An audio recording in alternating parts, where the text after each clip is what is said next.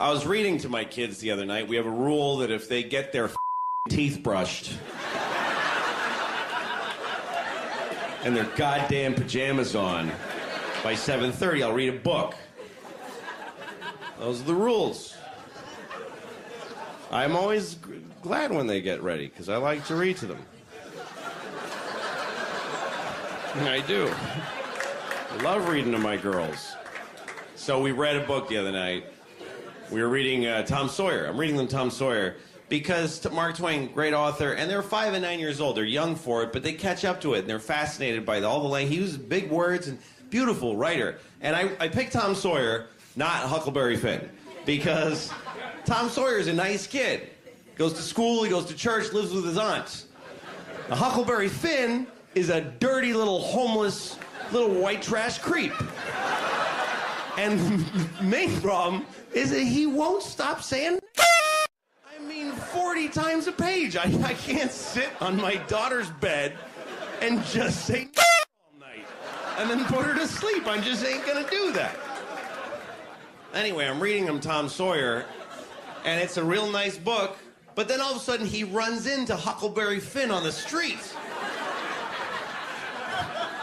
And then Tom saw his friend Huck Finn. I'm like, oh, God, okay.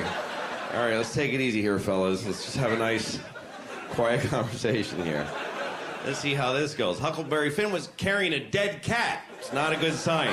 He's walking around with a dead cat. Tom Sawyer says, what you doing with a dead cat, Huck? Huck Finn says, gonna cure my warts. All right. My kids are fascinated. Who told you could cure warts with a dead cat? Well, Tom Wilson did it. He learned it from Jack Johnson, who learned it from some down the street. Oh, God. All right, girls, listen. Here's the thing.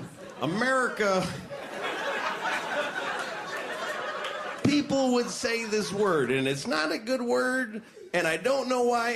I'm sounding like Bill Cosby right now. But people used to say this word, and this is not a nice word to say.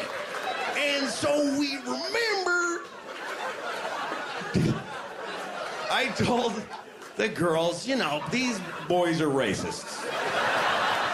These boys are racists, and they're not nice boys. I think we can still enjoy the stories about the fishing and the trading, and it's weird, man. There's a, you know, that's part of our history, and we have to know it's there. And how do you cope with shit in your past that's bad? Like, how do you try to feel like a good country when you've done shitty things as an entire nation? How do you take your past and still feel good? You know, like when I was 8 years old, I showed my penis to a girl with Down syndrome that lived down the street. And I gotta walk around living with that every day. I gotta wake up as that guy. I was 8. If I did it yesterday, it would be considered a lot worse. But I'm still the dude that did that.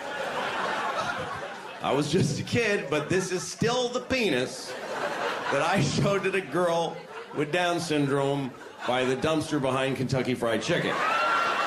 That happened. Those were my values at 8 years old.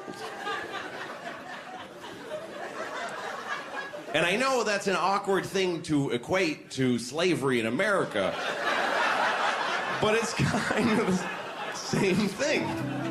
Because that shit happened here.